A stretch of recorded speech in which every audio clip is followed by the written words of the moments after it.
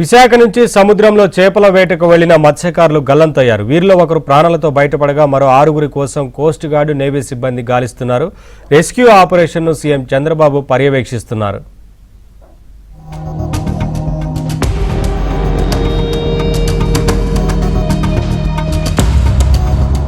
Visakha fishing harbour నుంచి చేపల వేటకు వెళ్లిన 7 మత్స్యకారులు సముద్రంలో గల్లంతయ్యారు. వీరిలో ఒకరు ప్రాణాలతో బయటపడగా మరో 6 కోసం గాలిస్తున్నారు. ఈ నెల 1న ఫిషింగ్ హార్బర్ నుంచి విజయనగరం జిల్లా భోగాపురం మండలం ముక్కాంకు చెందిన 7 బోటులో చేపల వేటకు వెళ్లారు. వీరంతా శనివారం సాయంత్రానికి ఒడ్డుకు చేరుకోవాల్సి ఉండగా ఆ రోజు సాయంత్రం 4 గంటల సమయంలో చివరిసారిగా కుటుంబ సభ్యులతో మాట్లాడారు. ఆ తర్వాత నుంచి వారి ఫోన్లు పనిచేయలేదు. అనుకున్న సమయానికి బోటు ఒడ్డుకు చేరుకోకపోవడంతో కుటుంబ సభ్యులు ఆందోళనకు గురయ్యారు. వెంటనే వారు కోస్ట్ మెరైన్ పోలీసులకు సమాచారం ఇచ్చారు. తమ వారి సమాచారం కోసం వారంతా ఫిషింగ్ హార్బర్ వద్దకు చేరుకుని కన్నీరు మున్నీరవుతున్నారు. సముద్రంలో అసలేం జరిగిందో ప్రాణాలతో బయటపడ్డ కారే చెన్నయ్య వివరించాడు. విశాఖపట్నానికి సుమారుగా 10 మైళ్ల దూరంలో ఉండగా ఒక్కసారిగా పెద్ద గాలి రావడంతో బోటు బోల్తా పడిందని, అదే బోటును పట్టుకుని రాత్రి 9 గంటల వరకు అలాగే ఉన్నామని చెప్పాడు. రాత్రి బోటు మునిగిపోయిన తర్వాత తెల్లవారేసరికి 5 ఈత ఈదుకుంటూ కొంత దూరం వెళ్లామని, అక్కడ తమకు భారీ నౌక కనిపించిందని తెలిపాడు. ఆ భారీ నౌక ఎదురుగా వెళ్లి యాంకర్ ని తాను పట్టుకున్నానని చెప్పాడు. తాను గట్టిగా అరవడంతో కార్గో షిప్ వాళ్లు గమనించి తనను పైకి లాగారని, మిగతా 3 అక్కడ వరకు వచ్చి గల్లంతయ్యారని చెప్పాడు.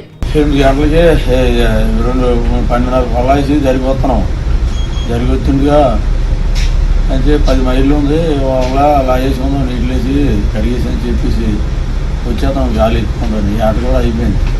చేతుండగా ఓటు ఏటైంది అనుకున్నాం. వెళ్ళి ఆయ వచ్చిన వెంటనే తెరబడుకున్న వెంటనే 7 వెళ్ళాము. 6 కనిపించాము పొడికి మీద. మంచి బోర్డులు ఉండిపోతే ఆ 6 9 గంటల దాకా ఉన్నాం. 9 గంటల దాకా ఉండి ఆ బోర్డు కూడా అప్పుడు కిందకి వెళ్ళిపోతుంది. బోర్డుకు కిందకి వెళ్ళిపోతే ఇంకేట్రా మరి 9 గంటల దాకా ఉన్నాము, మరి మునిగిపోయిన తర్వాత మనం చేయలేము. 2 పోర్చులు ఇంకోటికి పోర్చి ఇచ్చాము. మా పెద్దన్నకి మా కళాశాలలో వచ్చాము. ఈ 5 పోర్చులు 2 పోర్చులు కూడా ఉన్నాం. గల్లంతైన జాలర్ల కోసం ముమ్మరంగా సాగుతున్న గాలింపు చర్యలు కొనసాగుతున్నాయి.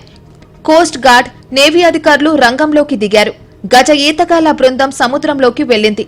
మత్స్యకారులు వేట కొనసాగించిన ప్రాంతంలో గాలింపు చేస్తున్నారు. నేవీ హెలికాప్టర్తోనూ గాలింపు చేపట్టారు. ఇక మత్స్యకారుల గల్లంతుపై ఉన్నతాధికారులతో సీఎం చంద్రబాబు మాట్లాడారు.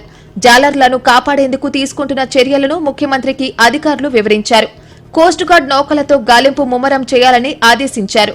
నేవీ హెలికాప్టర్ల ద్వారా రెస్క్యూ ఆపరేషన్ విస్తృతం చేశామని అధికారులు చంద్రబాబుకు తెలియజేశారు. గాలింపు చర్యలను సమన్వయం చేసుకోవాలని మెరైన్ ఐజీపీ, విశాఖ సిపిలకు సీఎం ఆదేశాలిచ్చారు. అలాగే గాలింపు చర్యలపై ఎప్పటికప్పుడు సమాచారం ఇవ్వాలని సూచించారు. నిన్న ఎప్పుడైతే వెదర్ కండిషన్ బాగాలేదో కోస్టల్ గార్డ్ ఇచ్చినటువంటి ఇన్ఫర్మేషన్లో చాలా బోట్స్ మళ్ళీ షోర్కి రీచ్ అవ్వడం జరిగింది. అయితే ప్రధానంగా ఇప్పుడున్నటువంటి ఇబ్బందులో ఉన్నటువంటి బోట్ నిన్న మధ్యాహ్నం 2:30కి వాళ్ళ కుటుంబ సభ్యులకి ఇలాగా షోర్కి రీచ్ అవుతున్నాము, దగ్గరలో ఉంటున్నాము, క్యాచ్మెంట్ ఉంది, సో మీరు అందరు రమ్మని చెప్పి వాళ్ళు మెసేజ్ ఇచ్చారు. అయితే కుటుంబ సభ్యులు మరో 1/2 అవర్ తర్వాత మళ్ళీ ట్రై చేస్తుంటే ఆ బోట్లో ఉన్నటువంటి వాళ్ళ కుటుంబ సభ్యులు ఎవరు కూడా రీచ్ అవ్వకపోవడం ఒక సంఘటన జరిగింది. అయితే బాధాకరం. చాలా సాయంత్రం అంతా కూడా నన్ను వెయిట్ చేశారు. అయితే నైట్ సుమారు 10 గంటలకి ప్రభుత్వానికి ఇన్ఫర్మేషన్ ఇవ్వడం జరిగింది. ఇలాగా ఒక బోట్ రాలేదు, ఇంకాను ఉన్నటువంటి మనిషి ఫోన్స్ కూడా రీచ్ అవ్వట్లేదని చెప్పడం జరిగింది. వెంటనే జిల్లా కలెక్టర్ గారు వెంటనే గౌరవ ముఖ్యమంత్రి గారు ఆఫీస్కి తెలియజేశారు. వెంటనే దాని రెస్క్యూ ఆపరేషన్స్కి అన్ని చర్యలు కూడా తీసుకోవడం జరిగింది. సో మార్నింగ్ నుంచి కూడా లేట్ నైట్ నుంచి 2 నావల్ బోట్స్, హెలికాప్టరు అండ్ ఏదైతే బోట్ ఏదైతే ఉందో రెస్క్యూ బోట్ ఉందో అది కూడా సర్వేలెన్స్ పెట్టుకోవడం చేయడం జరిగింది. మత్స్యకారుల గల్లంతుపై ఉప ముఖ్యమంత్రి పవన్ కళ్యాణ్ ఆరా తీశారు. గాలింపు చర్యలు ముమ్మరం చేయాలని ఆదేశించారు. మెరైన్ పోలీసులు, కోస్ట్ గార్డ్, నేవీ సహకారం తీసుకోవాలని సూచించారు. ఆందోళన చెందవద్దని మత్స్యకార కుటుంబ సభ్యులకు పవన్ కళ్యాణ్ భరోసా ఇచ్చారు. ఇక హోంమంత్రి అనిత కూడా ఆరా తీశారు. కలెక్టర్, ఎస్పీ, మత్స్యశాఖ అధికారులతో ఫోన్లో మాట్లాడారు. మత్స్యకారుల కుటుంబాలకు ప్రభుత్వం అండగా ఉంటుందని భరోసా ఇచ్చారు. మనకు ఒక ఫిషింగ్ బోట్ ఏదైతే 30వ తేదీన బయలుదేరిందో ఆ ఫిషింగ్ బోట్ ఒకటి మిస్సింగ్ అని చెప్పి మనకు నిన్న ఈవినింగ్ మనకు ఇన్ఫర్మేషన్ రావడం జరిగింది. నిన్న ఈవినింగే కోస్ట్ గార్డ్ని, నేవీని అలర్ట్ చేయడం జరిగింది. జాయింట్ ఆపరేషన్ సెంటర్ నుంచి కంప్లీట్గా ఆల్ కైండ్స్ ఆఫ్ సిగ్నల్స్ కోసం మనం సర్చ్ చేయడం జరిగింది. వాళ్ళ నెట్వర్క్ బేస్ చేసుకొని వాళ్ళని ట్రాక్ చేయడానికి ట్రై చేయడం జరిగింది. బోట్లో 7 మంది ఉన్నారు. 7 మందిలో ఓనర్ కమ్ డ్రైవర్ కారి చిన్న అనే అతన్ని ఆల్రెడీ రెస్క్యూ చేయడం జరిగింది. మనకు పనామా అనే వెసల్ మనకు సీలో వెంచర్ అవుట్ అయ్యి ఉండగా ఇలా కొంతమంది కనపడడం, వాళ్ళందరినీ రెస్క్యూ చేయడానికి ట్రై చేయడం, దాంట్లో కారి చిన్న గారికి సక్సెస్ఫుల్గా రెస్క్యూ చేయడం జరిగింది. పని బేస్ చేసుకొని వాళ్ళు ఎటువైపు మూవ్ అయి ఉండొచ్చు అన్న పాత్ చూసుకొని మనం అక్కడ ట్రాక్ చేయడం, సర్చ్ అండ్ రెస్క్యూ ఆపరేషన్ చేయడం జరుగుతుంది.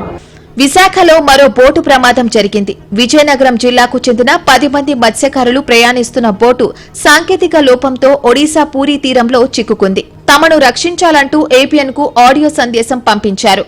అంటే యాంకర్ పవర్ లైన్ కరికి కొట్టుకొచ్చేస్తున్నాం. అయితే 2 జనరేటర్లు ఉంటే ఆ జనరేటర్లు వేసామండి, కొద్దిగా కాస్ట్ నుంచి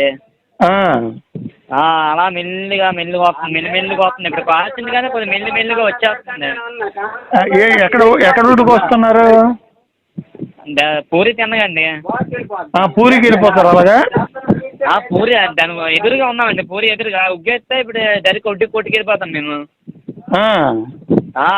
మాకు ప్రమాదం ఉంది, కొద్దిగా డేంజర్ ఉంది. ఏబిఎన్ కథనాలతో ఏపీ ప్రభుత్వం స్పందించింది. ఒడిశా తీరంలో చిక్కుకున్న మత్స్యకారుల్ని రక్షించింది. వారిని క్షేమంగా ఒడ్డుకు చేర్చింది.